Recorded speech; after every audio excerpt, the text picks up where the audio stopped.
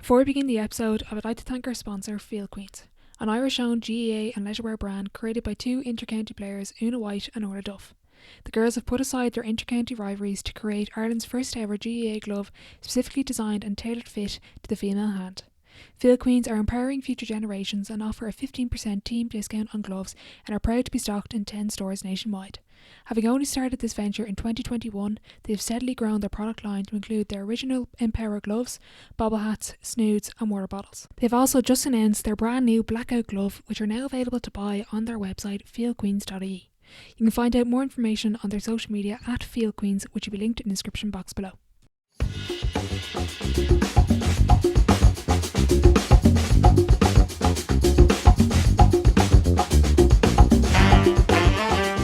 Welcome back to the Sideline Live podcast. You can follow us over on Twitter and Instagram at the Sideline Live. We'd love to hear from you. In episode 85, I was delighted to be joined by 2010 All-Ireland winning captain and Dublin legend Denise Masterson. On this episode we discuss her career, the many setbacks and challenges she faced and with the team, the benefits of playing multiple sports, leadership, management and so much more.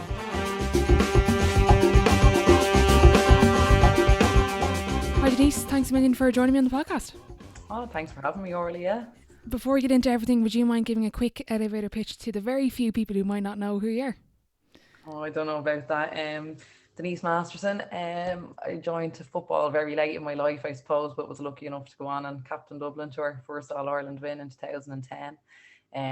Ballymun Kickham's is my club. I did do a stint out in Naomh were good enough to take me in when we couldn't field a team in Ballymun for a while. They ended up amalgamating with another Finglas group. And then I've gone back to Ballymun Kickham since having my two children and tried to play a little bit of football. It's not working too well. The body won't cooperate with me, and now I'm involved a little bit with the Dublin minor management team. Brilliant. When I was doing a bit of research for this, I didn't realise basketball was actually your first sport and you picked up GAA to kind of keep you fit for basketball. Yeah, you know what, it's funny thinking, and probably now that I'm involved with the minors as well, I never really took up a sport as such younger. Like, it wasn't something my mum and dad put me into, you know. I started playing basketball myself nearly when I found a few people in secondary school who played, and absolutely loved basketball, great sport. And the season in basketball kind of ends, depending, you know, it was ending around February or March, and I'd nothing to do over the summer, and I met a lad that I knew from when I was growing up, and he said Ballymun Kickham's had started a team, I should go up. And yeah, I was 23, I rocked up in my basketball boots and my basketball shorts, and but I loved it. I obviously got very much involved in it then, you know, so I loved it. But yeah, I was really late coming to football, like, you know, so 23, I don't think that would happen now with the skill levels of the younger girls, you know. But yeah, I'm like, I found it. Yeah. Did you play any Super League or kind of competitive basketball at that stage? I did, yeah. Again, it's funny, even talking about coming to football late at 23, I probably felt I came to basketball later. I was never really, you know, basketball was huge in Ireland back then, like really big. Like, people would have gone to all the camps, and there would have been, I suppose, groups like basketball cliques that were fanatics, and I suppose I was never one of them either. But I did get involved with Talca Rovers, for they the Super League team at the time, and I actually won a Super League medal. I didn't get very much court time at all. Oh, very good. I didn't notice. My husband, who's a huge basketballer, I don't think he ever won a cup medal, so he can't believe kind of I have one. But I would have been I would have been on the bench in that, but I loved it. They were a great group of girls, so I would have seen it played at a very high competitive level, and I would have played netball as well at a high level. I would have played netball for Ireland from school as well. So wow. Yeah. But yeah, no, football was very late in my life. Yeah, I didn't realise you played netball for Ireland. What was the influence there? Was that just in school, was it? Yeah, we had a netball team in school. Again, I think it's a sport that's very much, I don't think it's played half as much now, but again, I loved it. And I suppose with the Irish trials, it would have been, you know, we were in school in Finglas, we would have been going over to, you know, Glenageary and Mount Anvil and stuff, and it was great. It was great for us, you know. It was a real different viewpoint of it all, and we loved it, and we had great crack with the team as well. We actually went on a trip. I mean, it wouldn't have been as organised, we wouldn't have played as many games, but we played a few internationals and I loved it. Yeah, we played. Brilliant. Yeah. What I love about this is straight off the bat you've mentioned 3 different sports, and it's come up a lot in the podcast. It's a lot of sports people, elite sportsmen and women, have played multiple sports. There wasn't this early specialisation of a lot of the top athletes that are currently playing the game.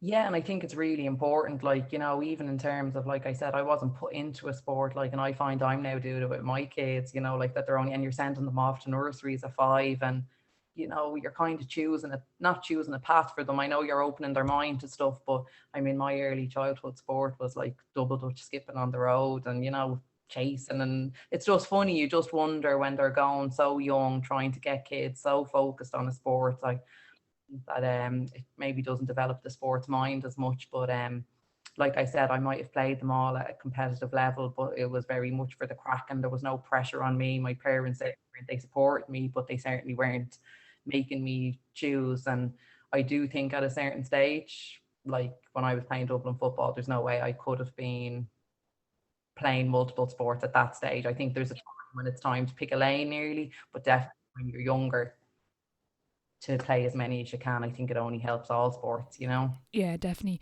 Your basketball career would have influenced your play a lot. I remember watching it. You had a very distinct kind of defensive one-on-one stance, which would have really reminded me of basketball. Can you talk us through some of the benefits you saw from crossing over between the two sports?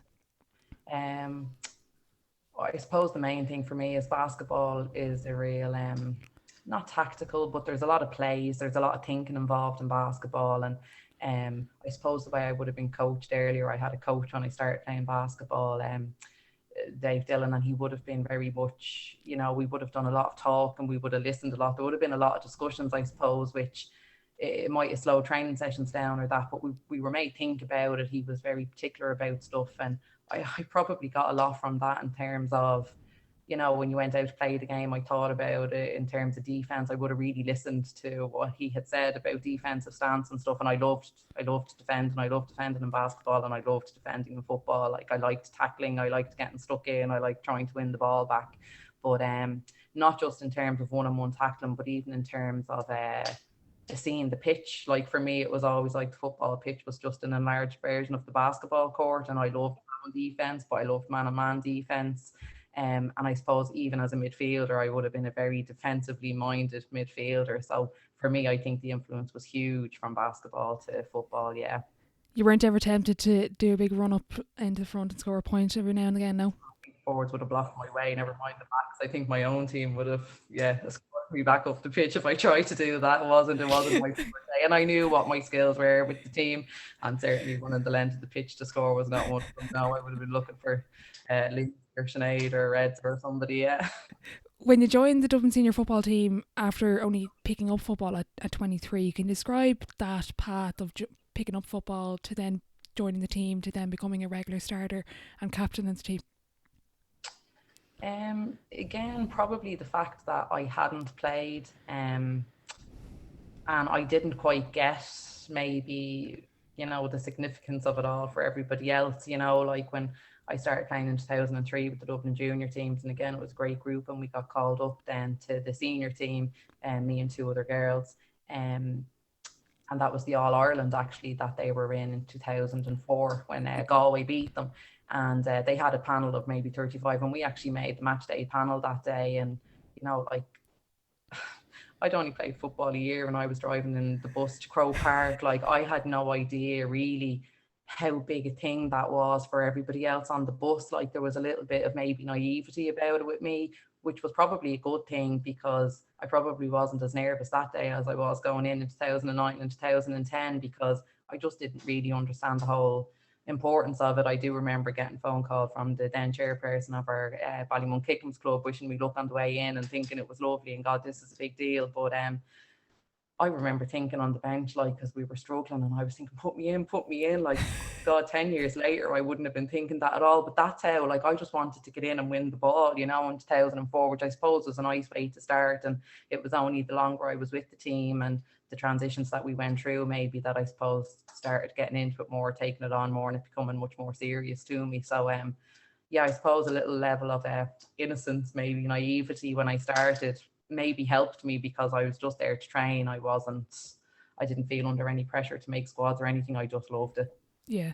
When you win in All Ireland, when you lose in All Ireland, what's more motivating for you going into that following season? Is it that loss or is it the win?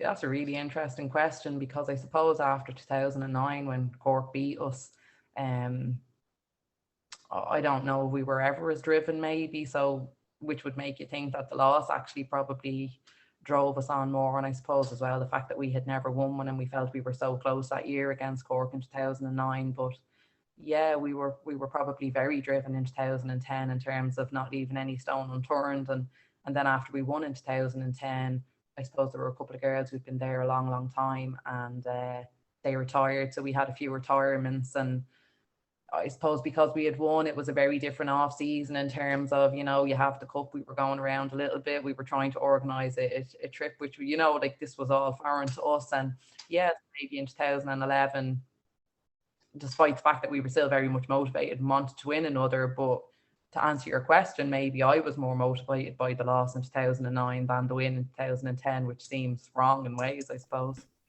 When you come back into 2010 season, can you describe that change in what seems like a change in energy in the group? When you mentioned no stone left unturned, what was the difference then at training, in within squad matches or gym sessions? What was the difference there between 2009 2010? What got you over the line? I suppose in fairness to the group, that had been coming, like the single-mindedness, and people were really determined. A couple of characters stand out, like Neve McAvoy Senior. Like, she would have really tried to drive things on every season. And it had probably started after, I don't know if it was around 2007 or 2008, we got absolutely hammered by Tyrone in a quarter final.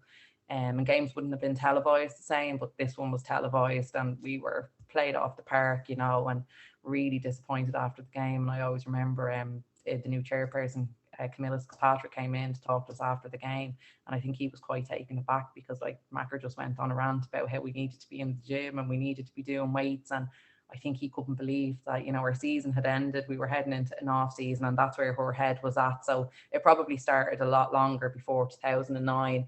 But I suppose in terms of the management team, they upped it as well. They brought in, we had Martin Kennedy brought in 2010, and he was a huge addition in terms of strength and conditioning. And for me, his mental approach to the game, and he was a very positive influence on the team. And he would have been a huge difference for me in 2010 from 2009. They were probably just tweaks between 2009 2010. I think the groundwork in terms of changing things up had started long before then. Yeah, Martin Kennedy has been referenced by a lot of elite athletes. Was he the one that had you marching around the pitch to Aaron Levine the week before the final? Yeah, he was. Yeah, it was just his attention to detail, but it was everything, like, for how like the attention to detail and all that, but his personality with it, like, he very laid back, very calm, kind of, like, no ranting or raving, but like what he got out of you, or he just demanded a certain standard simply by how organized he was. Like, everything he did, training sessions were just, they were up on the board down to the minute what you had to do. It was just so organized. So you rocked up, and if you didn't rock onto the pitch, I remember he actually sent us all back off the pitch one training session to come back onto it again, like we were going to win an All-Ireland final. And that was kind of him setting down the marker in the most relaxed, laid back, no fanfare way, But yeah, we marched around. I think it was David's out in Martain, and we had the music on, and we did it. And it was great preparation because the story, our bus didn't show up for the All-Ireland final in 2010, and we were really late. And I think all the work he had done really stood to us, in terms of we weren't ruffled at all by the fact we were arriving nearly an hour late to the game. Yeah, that was actually going to be my next question. When you realise this is happening and the bus isn't coming on the biggest day ever, and you just previously referenced how you now know what an All-Ireland final is, you're now nervous, you're coming in after 2009. How do you deal with something that on the day logistically doesn't go right and you're late to the game? In fairness to the management team, they handled it really well. Like, we would have always got our backs and forwards in for talks when we got to the pitch and gone through whatever we were going to work on. So, we were actually out in Bridget's, and I think actually a few of the parents that were hanging on were getting more nervous. And again, Martin was a very calming influence that day, and Tommy and Mick as well. I suppose Jerry, the manager, he was maybe getting a little bit more because I'm sure he was, biggest game of his career as well. But yeah, we were taken into the bar actually in Bridget's, and we started doing our team talk there. So anything that we could start getting done, even strapping with the physio, we started doing it in Bridget's. And it was actually, the bus journey in was, we were actually nearly getting giddy. There was a nervous energy. thing, which maybe was a good thing too. I mean, like, because we were under pressure getting in and the warm up. I remember Clean O'Connor saying to me and Bridget's like, I'm supposed to be halfway through my keeper warm up because the way the setup is in Croke Park, we had it timed, So look, we handled it really well. In fairness, that's down to the management team and the girls. I suppose we felt we had the work done and we were going to arrive in time to warm up. There just wasn't any sort of hanging around or, yeah, we had to be fairly on it when we got there. You were the first Dublin captain to lift the Brendan Martin. At what stage were you named captain? And after only picking up football at 23 and joining the squad from the junior team and going through that journey, how big of a deal was that for you? Yeah, so again, I suppose when I was brought up to the senior team, there would have been a lot of senior players there who I probably would have learned a lot from, or I would have seen how they went about it in terms of trying to drive the team on. There was and some of them were still there when I was playing, like, Reds or Clean, Martina Farrell would have been another one. Like, there were a lot of girls who I suppose I would have looked at and admired how they went about what they were doing in terms of always trying to drive the standards on, and then after 2005, when John O'Leary and that management team left, and there was a lot of changes, then a lot of the panel left. So to be honest, we would have been struggling. Like, we might have had 8 players out of training sessions for a while with the Dublin senior team, and I suppose that core group who stayed and tried to dig it out got very, very close, and would have really tried to drive it on for each other. And that for me, I suppose, really got me where it wasn't just about the sport, it was about representing Dublin, it was about improving the Dublin team, it was about getting the Dublin team back to an All-Ireland, it was about the players that I was with, and all of a sudden it took on much greater importance, I suppose. So I suppose I maybe started becoming a lot more vocal within the group in terms of trying to drive it on, and Mary Nevin would have been around then as well. She would have been captain maybe in 2006, and then in 2007 I was made captain with Jerry McGill. But I suppose, again, it was more of an evolution in terms of all of a sudden from being the one in 2004 who, like walking into an All-Ireland final in your first year playing football is quite ridiculous in ways, I suppose I evolved from that to trying to drive to get the team back, because there was a big slump after those two All-Irelands, and then the All-Ireland semi-final, I think it was the following year, when we lost, and there was a big change in personnel in terms of players and management. And like I said, that small group would have got very close and would have started really driving it on for Dublin, and I suppose had a great pride in what they were trying to do. The likes of Niamh McAvoy, like I've said, I always felt she was a really kind of underrated player in terms of what she did for Dublin football, because she was just so determined and dogged, and she would have been another one who really tried to drag it back in, that way. So, and like I said, I suppose I was lucky to be surrounded by some of those players, and then I kind of started taking more on myself, and Gary appointed me captain then in 2007. So yeah. And what's it like going through those years? You even mentioned there eight players are training, like that's unheard of now, obviously with the Dublin senior team, and obviously it's very different now to what it was back then, with all the resources available, all the supports available, even the GPA that wasn't available to use back then. When you're going through so much struggle maybe off the pitch to even get pitches, get training times, find managers, what kept you driving Dublin football forward, and why did you want to represent Dublin and bring them to an All-Ireland title?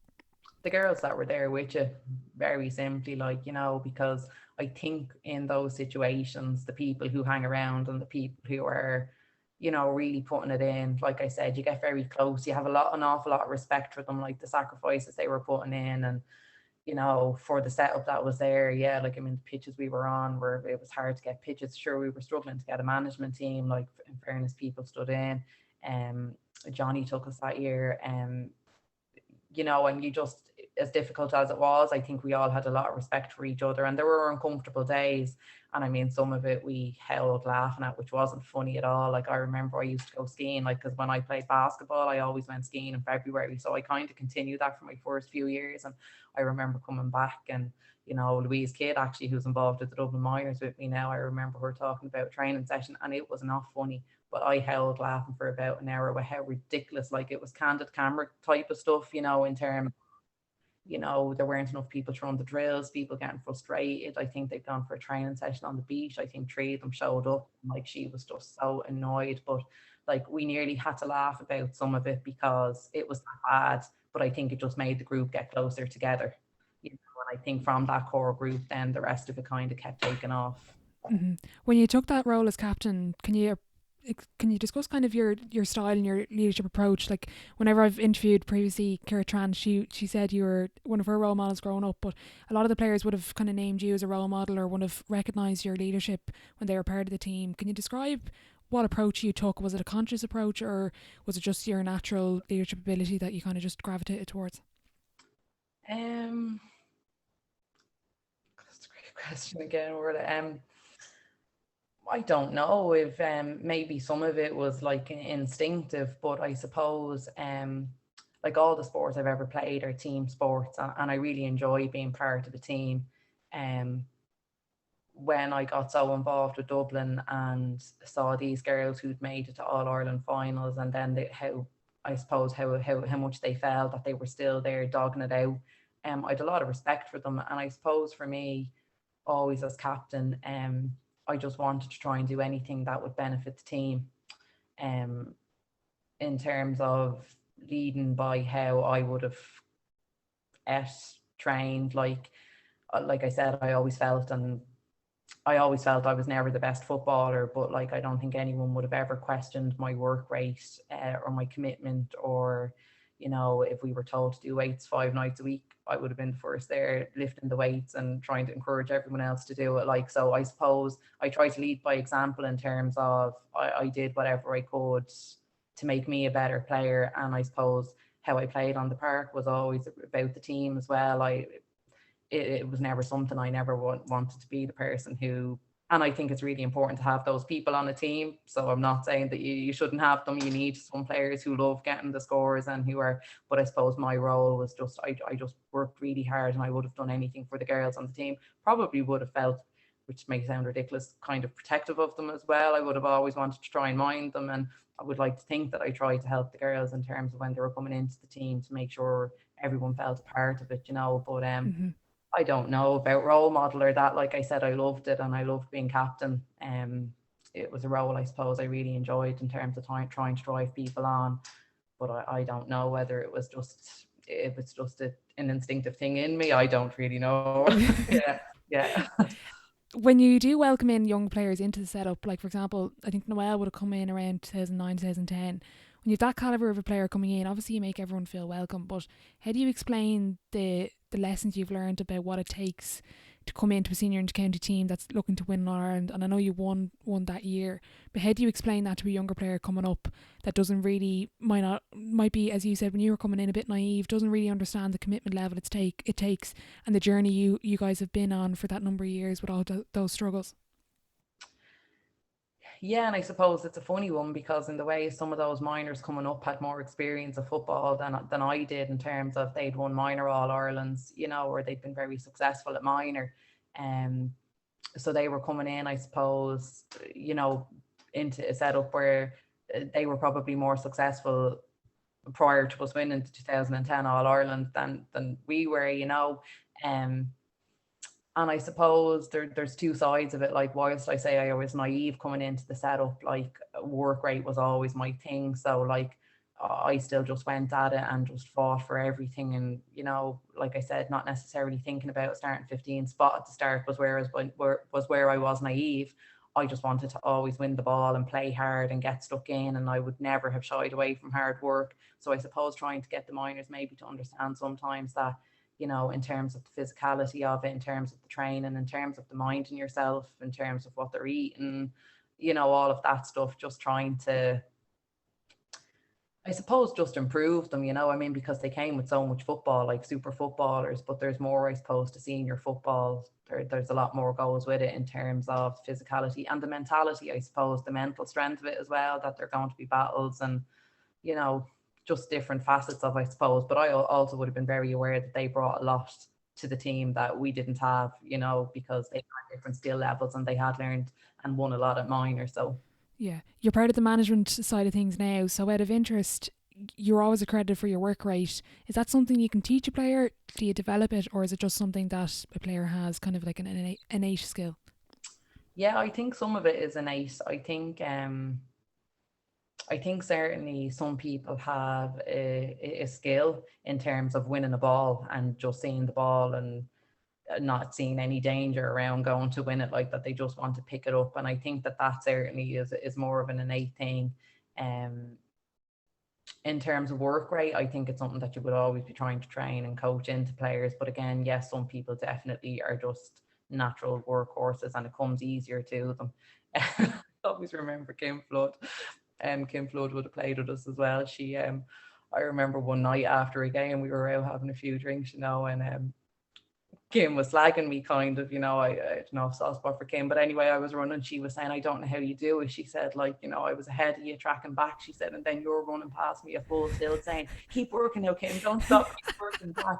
And like, she was like, I can't do that. She was like, you passed me out and you were able to talk. She said, I couldn't breathe and I was trying. So I do think, in fairness, some people have a different fitness, in terms of my thing was getting up and down the pitch, whereas Kim's would have been the skill and taking on a player and putting over the score. But I just remember she was so funny how she said it, There was probably a few expletives in it as well when she was saying it. I just thought it was really funny. So I do think that some people are naturally the hard workers and they get up and down and that's what they enjoy doing, whereas there's other people like to take a player on and have a burst of pace and have a great strike of the ball over the bar, which Kim had, Yeah. so Yeah, there was an interview with Siobhan McGrath. She said there is one standout dressing room moment. Denise Masterson told us at halftime one day to saddle up and be prepared to do the donkey work. Her version was a bit more colourful. What were your pre-game and halftime speeches like, Denise? I don't know. I mean, like, I suppose with when we were with Jerry and Tommy and Mick, they would have done a thing where we used to have to kind of do goals and just three very specific, and they might have picked out one or two that stood out, and that kind of would have led it. I mean, for the most part, yeah, it was probably about hard work and trusting in each other and stuff. But yeah, I suppose I used to get frustrated if I felt people weren't, like, if the game was slipping away from us and it was because we just weren't putting it in, we weren't diving on the loose balls, we weren't winning them like that. That would have been really something then that I would have gone after. And yeah, obviously that particular game, it was a dirty game, but I felt like we were trying to play the fancy football, but we just needed to get stuck in and start like grinding out a result. So yeah, probably I told the girls they needed to start working hard. Yeah. When you're a high performer, I guess this has come up a lot on the podcast. When you're playing a match and when you come off the pitch, how did you measure a successful performance aside from a win and a loss? And I know that's kind of an easy way to kind of measure how good a game was, but for you, how did you measure a successful performance for yourself and for the team? Um, That's probably one thing that I probably wasn't great at, in terms of I always would have been very hard on myself. I probably never felt like I put in a performance like I wanted to put in. I was always thinking I could have done or I could have done, which I don't always think is a good thing. I think you have to be able to um, highlight what you did well. And don't get me wrong, I would know that maybe I had worked hard, but there would have been a pass. Like if I gave a pass astray in a match, like that's what I would remember. And maybe everybody is the same. I don't think so, actually. I think some people can remember the stuff they did well and struggle with the stuff that they maybe didn't. But I was the other extreme, which wasn't always a good thing. I suppose coming off the pitch, particularly, I suppose, if we felt like maybe a game had been getting away from us. And for me, again, it was always the team. Like if I felt the team had put in a good performance, or like if the back line had worked really well together, or the forward line clicked, or like I enjoyed us playing good football. Um, I suppose I would have hated if we came off the pitch and we just hadn't done what we knew we could do, whether or not it was that we hadn't been prepared or we weren't tuned in enough or we didn't react on the pitch. Yeah, I used to be disappointed if we didn't react to something an opposition did and that we couldn't fix it ourselves on the pitch, which is something I think is really important in terms of coaching, like that players can make their own decisions on the pitch, because when a game's in the melting pot, they need to be able to react to whatever the other team is doing. But I mean, for the most part, I just remember now, I suppose in hindsight, I remember great days coming off the pitch on a high when people had put in good performances, we got a result and there was such a buzz around it. And then obviously you remember the days where you come off and you've lost and the changing room is, but in terms of my own performance or what I used to come off feeling good or bad about, I probably didn't give myself credit enough ever coming off the pitch for having put in a great shift as such. I probably focused on what I needed to work on again. So Hmm. Leadership groups have become nearly like cliche at this point. How does a manager and a management team, from your perspective as a captain, how do they, and now management, how do they try get how can they get the most out of their captain? How can they get the most out of their leadership group with that relationship? And how do they bridge the gap between the captain and the team? Is there any particular way that you see that managers should maybe use their, not use is the wrong word, but with a captain, how do they manage that relationship with the players effectively through the captain and through the leadership team? Yeah, well, I suppose the first thing is, I suppose, trying to identify a person who can take that role on, who I suppose has some of the attributes already in terms of being a good communicator, which is also another buzzword I know. But for me, I think open dialogue within the group, and to make sure that it's coming both ways, that it's not just coming from the management team, that it's coming from the players as well, is really important. Like, that they feel they have a voice and ownership, and that it's something that we're all striving towards, that they're setting it. And I suppose having a captain who mixes well with the players, but who can also is comfortable coming and, I suppose, having uncomfortable discussions with the management team, because I think in order to improve, there's a lot of uncomfortable discussions in terms of, and probably not so much at minor level as senior, because they're younger. But I suppose when you get into senior football, like, I think you have to be able to have uncomfortable decisions or discussions about whether things are going good, bad, or how players are feeling, and that you're confident enough to bring that back to the management team.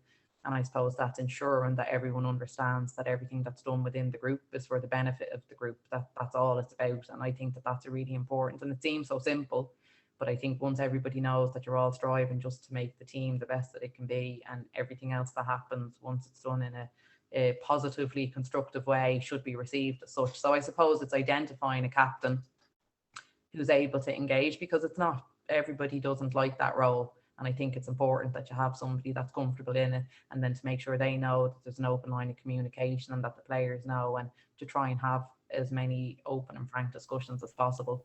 Hmm. The 2010 final, at what point in the game did you realise you were going to win?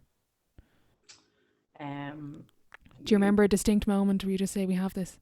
yeah, I think there was 10 seconds left to go on the clock, and we were like, because I remember there was a sideline ball, and Kathleen was over on the sideline, and she was giving me the ball. It had gone out, and she was like, we have it. And I was like, Kathleen, and I mean, we could have been up, I don't know, 13, 14, 15 points at that stage, and there was probably only 10 minutes to go. But I think I couldn't have taken my foot, I couldn't have thought for a second like I was playing till the final whistle. But I do think there was about maybe 10 seconds to go, and I was standing in the middle of the park, and I don't know if it was kick out, and I was like, we've won it. So like I said, I wasn't stopping that day until the final whistle. But yeah, I was standing in the middle of the park, and I'd say there was about 10 seconds to go, and I finally thought, yeah, I think we have it. There's no coming back from this one. Is there a way to describe that feeling when you realise you've won your first All Ireland? Is, and all of these, I know for a lot of people, not for yourself, but it would have been a dream for maybe 4 or 5. But I know it was a different dream for you because of all the struggles you've gone through. Can you describe that feeling of elation? People have said, but are there words to describe that feeling?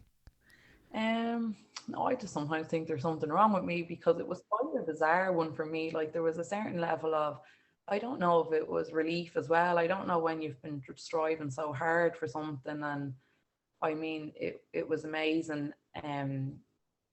Like, I actually don't remember a lot of it from after we won, from the final whistle, that way.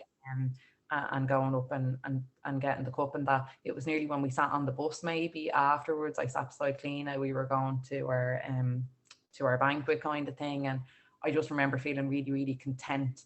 I think the elation nearly happened maybe in the days after, but in the immediate aftermath, I think it was a little bit of relief, like emotional, as opposed to on a high. I think that came maybe later. And um but yeah, I'd always feel really weird saying that, because it's supposed to be like that was the highlight when you got to lift the cup, and I'm like, I don't know if that was, like, the whole thing with the team was the highlight, in terms of when I got back and was spending the time with them, and we were all on such a high, and there was such a buzz. But and the rest of the girls, they were all on a high on the pitch. But for me personally, it was a bit of a relief, or I don't know, it was a bizarre feeling, to be honest.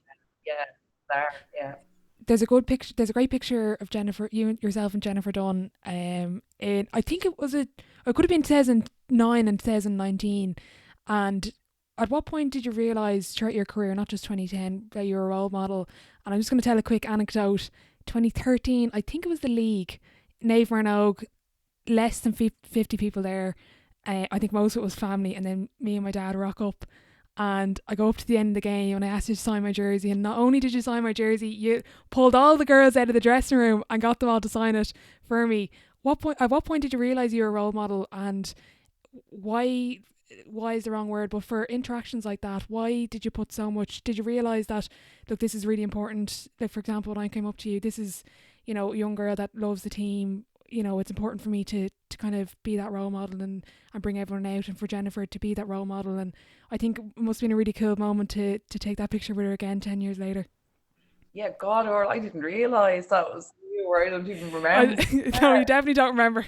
That's bizarre. Yeah, wow, not lovely story though. Yeah, with Jennifer, it was really nice as well.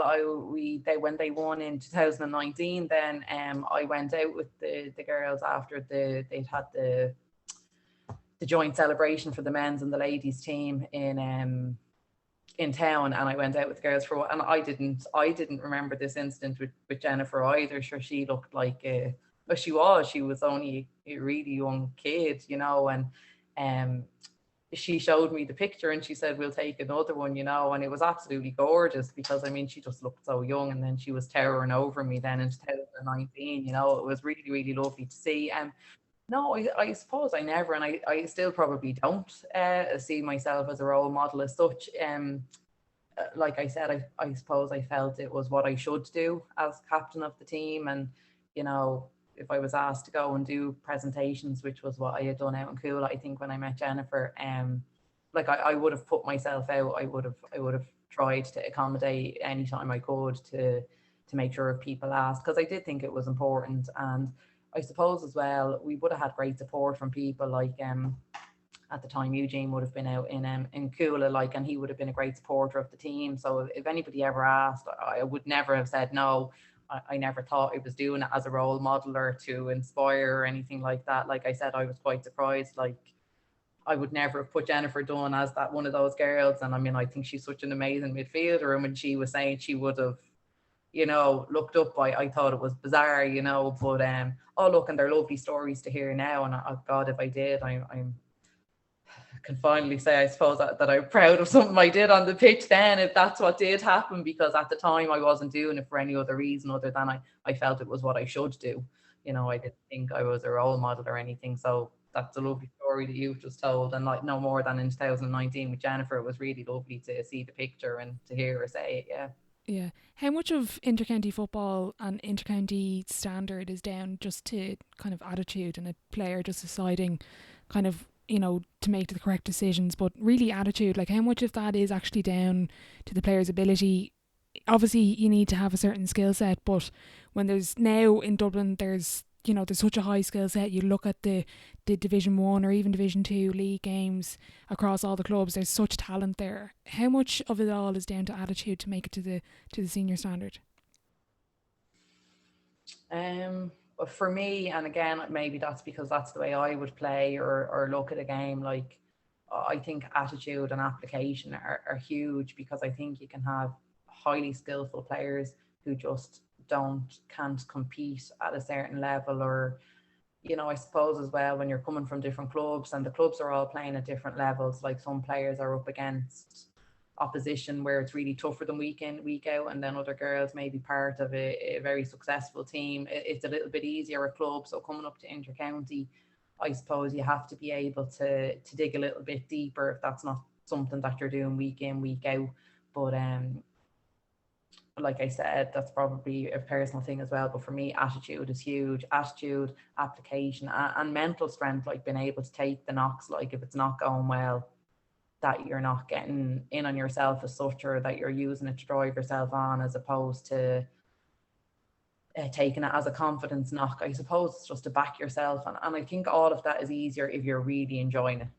Like for me, if you're really enjoying competing, it's easy to keep trying to up it. Or if you think, God, she roasted me last week at training, but you can't wait to get back out, to as opposed to nearly looking for a different player to mark. Like if I ever felt like somebody, like I'd be heading straight for them the next night, to try and see, well, now let's see. Do you know what I mean? So I think have a little bit of that competitiveness, but that you're enjoying it, that it's not too serious, or at the same time you're not going to be devastated if she destroys it again, that you're saying, right, well, here we go again the next week, you know. So yeah, 100%. And I suppose particularly with underage players coming up, because there are huge skill levels, the difference between whether or not that they're going to be really successful is going to be having that bit of bite and that bit of grit about them, which is in terms of how they apply themselves and their attitude on the pitch, or in terms of winning a ball, and also in terms of embracing the whole team mentality as well. I think there's a lot of stuff on it. So yeah, attitude is huge. Like, I'd be putting it up there 90%, you know what I mean? Like, I think it's huge. Yeah, that makes sense. What was the best advice you ever got from a coach or a player throughout your career, Denise? Was there anything that just stands out to you now? Um, no, not really. Not really advice, or it's funny. When I started playing football, obviously I hadn't played very long, so I was a big hand passer of the ball, you know. And I remember when I was part of a particular group, and I was kind of told, look, when you get the ball, don't worry about kicking it, just look to play it off the shoulder nearly, you know, before a big game too. But I remember somebody else on the management team coming up to me, and it probably always stuck with me, because it was a great lift. And like that, I knew my limitations and that, but I was working on my kicking, and you know, it was getting better. But this man came up, and he kind of just said, look, that's ridiculous. You know, you've come on so much, you know, back yourself to kick the ball. And not that it was advice, but it was more just him having that bit of faith in me, or just identifying that maybe that wouldn't have been the best thing for me to hear going into a game, that he came. And it always really stuck with me, and I always really appreciated it, because I suppose I knew my own limitations, but to have it said in the group like that, but for him to come and say, look, I have a lot of faith in you. You play your game the way you play your game, because you're excellent at it, and that's why you're in the starting 15 now so soon, you know, that kind of way. And I just really appreciated it. So it wasn't necessarily advice about the game or anything. It was just something he said to me that probably stuck with me, and I really always appreciated it, because it was probably the first time where I thought, God, am I good enough to be here, in terms of having that as your, you know, your pre-match instruction was like it. You know, so really appreciate what he did, you know. That 2014 final, I won't dwell on it too long. Um, that second half, can you describe kind of what happened in the last few minutes? Did you notice that big momentum shift? I think Emer Scally coming on, I remember that game very well, was probably one of the biggest shifts in the game. She came in, got that goal. But can you describe kind of what happened in that? Um, well, it just felt like a complete capitulation, kind of. We just got ourselves completely, like, we just got stuck. We were literally stuck in the mud, like we couldn't get the ball out. You know, there seemed to be, I suppose, panic in terms of trying to win the ball, and it just wasn't happening. And then I think we won the ball, and we're working it up, and got turned over. And I suppose that was huge in terms of we were struggling to get the ball out, you know, from kickouts. And I think we just started working it up the pitch, and it got turned over. And I remember just thinking, oh, like we had been struggling to get it out for so long, out of our back line. Yeah, I felt really at sea, actually. It's probably the first time in a match where I just didn't feel, and I probably wasn't playing my best football. Obviously, I'd been out of the panel in 2012, and I just come back into it in 2013 and 14. I had retired in 2011, and probably stayed retired. Um, so I probably didn't feel I was playing my best football then, and I just didn't feel I could get anywhere in the middle of the park to help. Or yeah, it was probably the most at sea I've probably felt in a game, where you can just see it going past you, and you're grappling to try and stop it. And I suppose it was such a turnaround. Like, I still can't believe we lost that game. It's actually a game I still haven't watched back, so I'm probably not great on the details of it. Because I it was just, I think we were up. Were we up 10? You were up, That yeah, with maybe 15 minutes to go, were we? Or it it was, was something like that. Yeah, it yeah, was quite a big lead.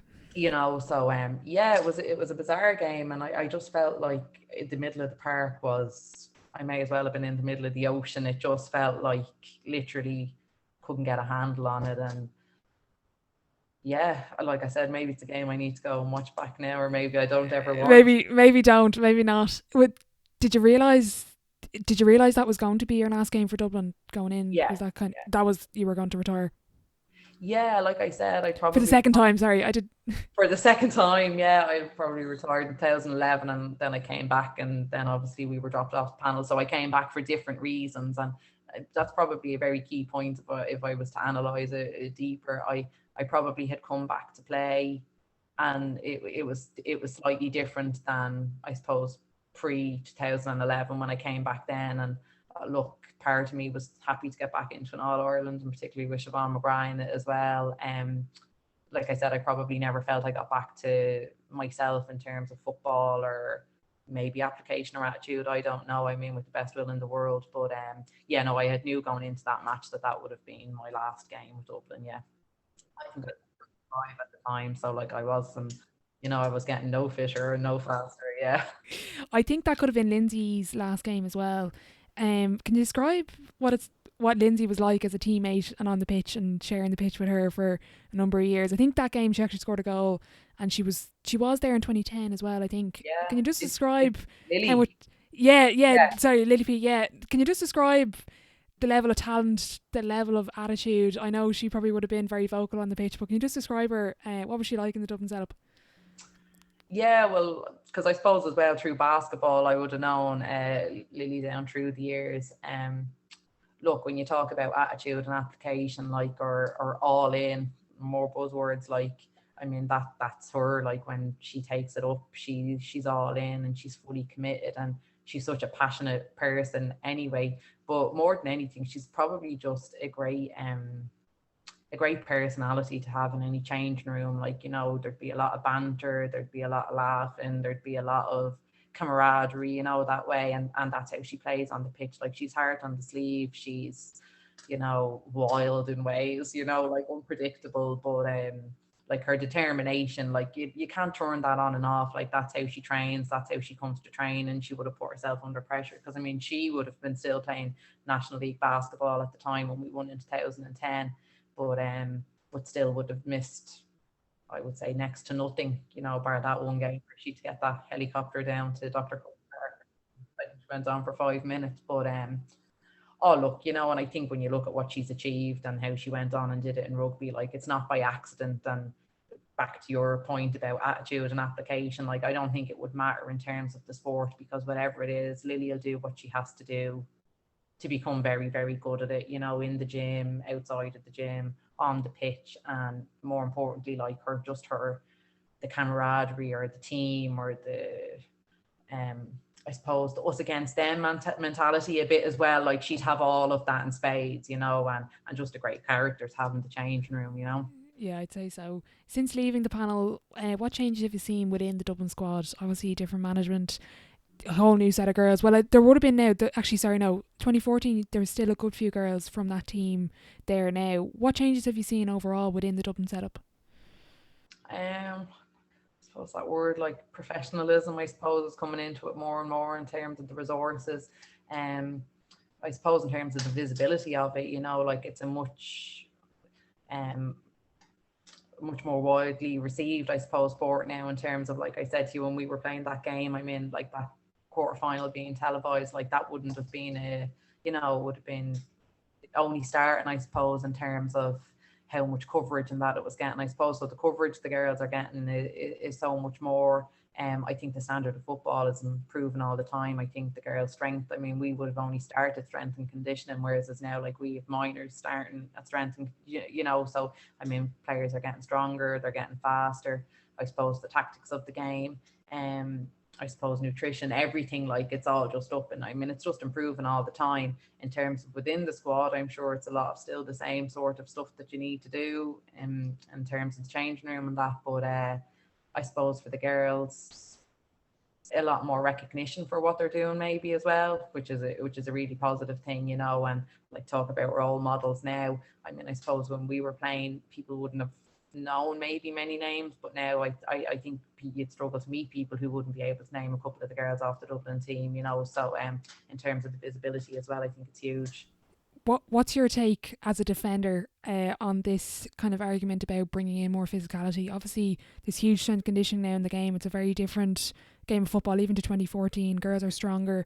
People are now advocating for more physicality. I think the final last year was a bit better because sometimes, this is not a shot at any referees, but sometimes it's nearly to the book and there's no flow to a game because every minute there's a whistle being blown for free. What would your take be on the physicality side of things and letting girls be more physical? Um, I think it was always a very physical game, but then, like I said, that's probably the way I would have played. Like there would have been a lot of contact and stuff, that you can get away with.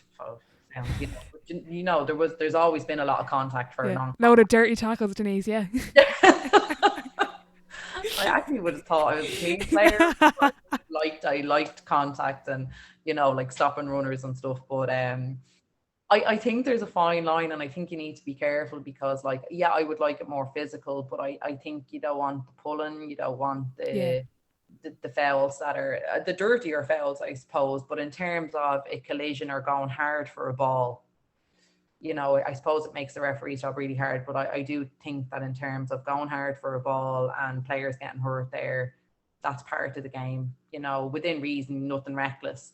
I do think that level of physicality, but I don't think in terms of tackling or pulling arms or, those fouls. So I think, and like I said, I think the game has always been quite physical. I don't necessarily know what rule changes you would bring in to Yeah, allow. I think people are advocating for bringing in the shoulder. What do you think about that?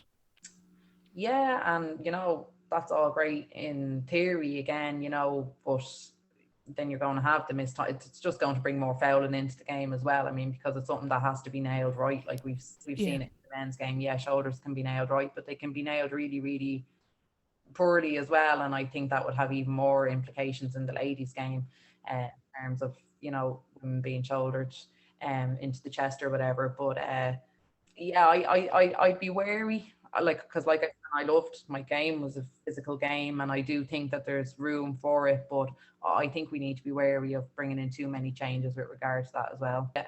And I mean, the one point where I would see where people might is, I do think in a one-on-one going for a ball, I think we need to allow more physicality, and maybe referees can be just given scope to do that, as opposed to introducing more rules to like allow the shoulder or that. But I do think maybe a little bit more scope from the referees in terms of if it's two people going for hard for a ball, that there doesn't have to be a foul blown up there. I mean, if two people are going hard for the ball fairly, leave contact. I think maybe in that regard there could be tweaks, but yeah, I'd be reluctant to go changing anything too dramatically. Outside of the rules, as we just discussed, what strides would you like to see the game make over the next 5 or 10 years? Um, for me, probably coaching at club level and stuff. I think I'd love to see, really good coaching, and not that it doesn't, but more coaching happening at club level, more female coaching at club level as well. Um, just to bring on coaching in football, particularly in the women's game. That's where we're focusing on. But yeah, for coaching, and just to not have it that it's just somebody in the club taking a team and putting it all in, like that we're training people to give them all the skills possible, just to bring the game on. Yeah, that would be something that I'd be big into, just to see coaching developing and improving for football. Your name came back into the Dublin circles as part of the minor management. What was the original conversation there? And kind of thinking, oh, I presume you obviously have now coaching aspirations. What was the original thought there? Well, I hadn't really thought maybe getting into it. Like my children are quite young too, so it's busy. So it's definitely something I had have thought maybe down the line. And again, no more than when I was playing football, I'd feel how qualified am I? I need to do more of my. I've done the level one and the level two, but I feel I would need to go and do more maybe, or have more experience. So I suppose when I was asked to get involved as part of the management team, I thought it'd be a good learning experience for me as well. I wasn't sure what I'd bring, but I actually love being around the group again, and it's a super group of girls, and I realised that's actually I love doing that, and I love being around, and just looking at the girls play, or seeing if you can have any one-on-one conversations with them to help them improve. But yeah, I suppose two things. I'm happy to start giving back as well, I suppose. And the other is I would like to get more experience around other coaches and to learn from them in order if in another few years when I have more time on my hands, yeah, to take on a team or that, Um, but I'm actually really, really enjoying it. So it's great to be back involved. Brilliant. Is there a particular skill, or is there anything kind of looking back from what you've seen with your playing career to underage players now? Is there anything that they're missing, or is there anything coaches at club level should kind of? I kind of have this question where it's like an underrated skill in the game. Is there anything particular that we're overlooking now as coaches as the game has evolved? We've forgotten some of the really important elements of the game. Again, probably coming from basketball, but for me, like timing of runs, and again, so simple, but like just like nailing an off the shoulder or a support run, or that it's not slowing it down. I suppose it's hard as well, and that the girls are very new to coaching in terms of it at an intercounty level. But I suppose at club level it's very different, because I think the differences in abilities is huge. So you might have a girl who can run the length of the pitch soloing, or I think it's different, and I suppose it's trying to tweak that. But for me, the whole idea of timing and space, like knowing pockets of space in terms of attacking it and in terms of defending it, again, it's maybe, and it's not tactical as such. I suppose it's a pitch awareness or a game awareness, like that. I think maybe when you're just playing and loving running the grass at club level, or when you're younger, and that's what you should be doing. But for me it's like, and maybe because I had that from basketball, because like I said, you really look at a basketball court, and then for me football was just an amplification of it in Yeah, terms. you were like, I have all this space.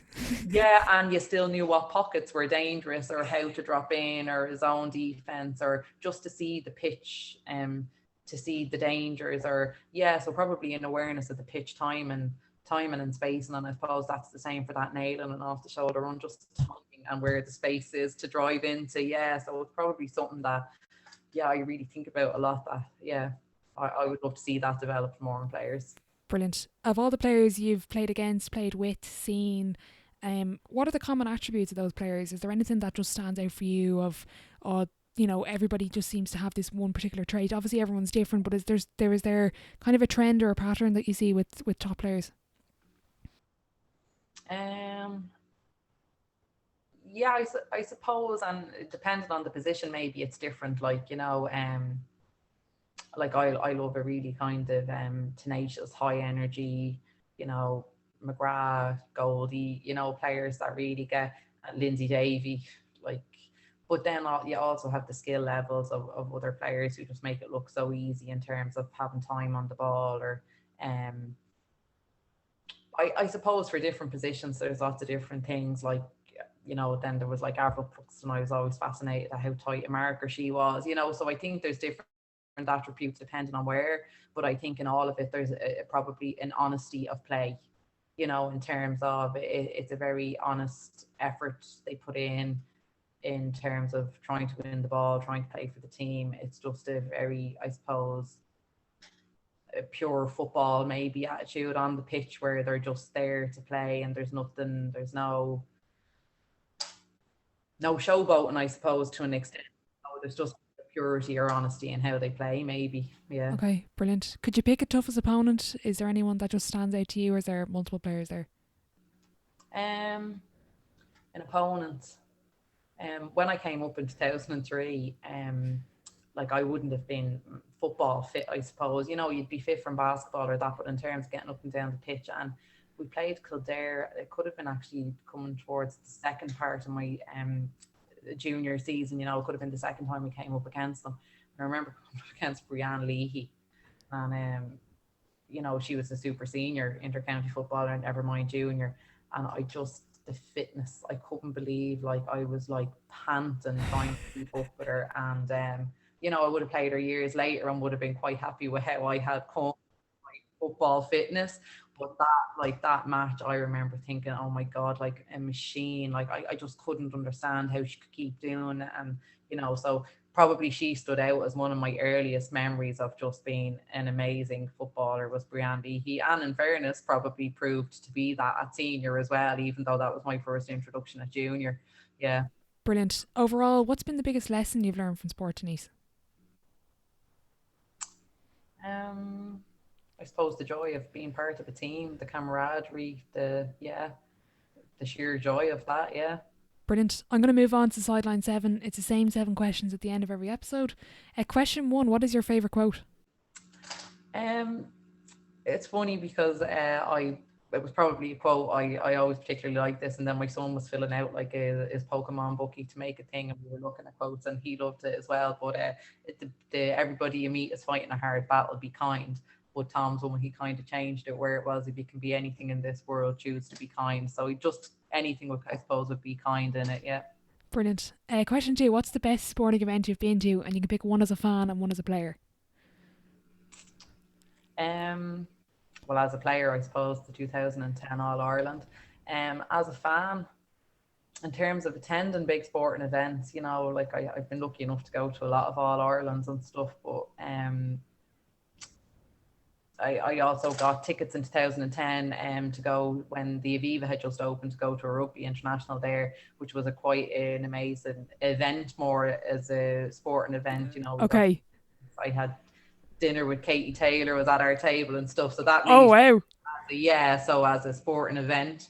But I mean, in terms of All Irelands, I suppose there's been so many because we've been so lucky in Dublin over the past few years in terms of and witnessing those. So yeah. Good point. Question 3, what's been the biggest setback or challenge in your career, and how did you react to it? Well, probably the biggest challenge was when myself and McGrath were dropped off the panel in 2012, having come back after retiring. You know, that was probably a very low point in my football career. On the flip side then, what's been your biggest achievement on or off the pitch? Again, this is why I wonder, am I weird? Like, I wouldn't necessarily say my biggest achievement on the pitch was the actual winning of the All Ireland in 2010. For me, probably the biggest achievement maybe was, you know, being captain of you know, this great group of girls for a number of years representing Dublin. So that was probably my biggest achievement, yeah. Looking back, what advice would you give your 18-year-old self? I struggle with this one.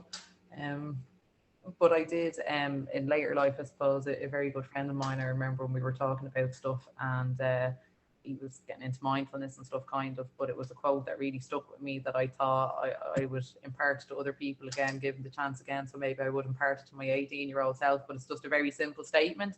I am okay as I am. Just like easy on yourself kind of, yeah. Yeah, love it. Who would be your dream dinner guest and why? You can open up the table to a few people if you want. Yeah, and after COVID, it'd probably be just to catch up with a lot of friends that I feel I haven't seen in a long time. Like, I'll have McGrath on that list of dinner guests that I would love to have at the moment. In terms of celebrities, I'm always intrigued as to what it'd be like to have a conversation with Roy Keane. I don't know what. Yeah, and then I suppose I'd have to invite Michael Collins for my husband, but he's not in existence anymore. But yeah, so I would have numerous different ones. But at the moment, I think I'd be happy just to have a few friends that I haven't caught up with in a long time. I haven't caught up with McGrath in a long time. So yeah, I think I'd have her. I got an anonymous submission. I won't say who it was. Can you tell us about the time you went to the cinema with 2 biscuits wrapped in cling film? No, that's a lie. I think the girls made up story. Me and Bangers maybe bought a packet of biscuits and shared them. Yeah, people used to be fascinated. We probably bought them in Starbucks and had one each. Yeah, we probably got stacked. I also remember Lily P coming around to my house one day, and I was saying she wanted a cup of tea, and like I did like fun size Maltesers, and I took it out of the fridge, and she was like, "It's open," and I said, "Yeah, I had 2 of them yesterday with a cup of tea," and she was like, "Oh my god, Denise, yeah, you know." Brilliant. I have a sweet tooth, you see, so I couldn't. I'd have to, you know, I tried to be very disciplined, but yeah, you can imagine what I said to me, the mini size of Maltesers half eaten. That is brilliant. Final question before I let you go. If your life was a book, what chapter would this be called? Reset, maybe. I'm just trying to, I haven't have to have 2 boys, maybe I'm just trying to reset now and go again for the next chapter, maybe, yeah. Brilliant. Denise, thanks so much for joining the podcast. Best of luck with everything on and off the pitch and with the minor management team. Thanks very much for having me on.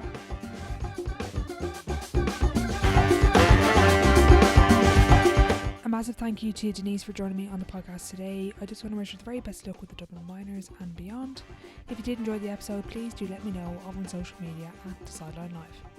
If you are enjoying the podcast, I'd really appreciate if you'd leave a rating and review over on Apple Podcasts and Spotify, as it does help the show grow. A big thanks to Field Queens for sponsoring this episode, and thank you for listening.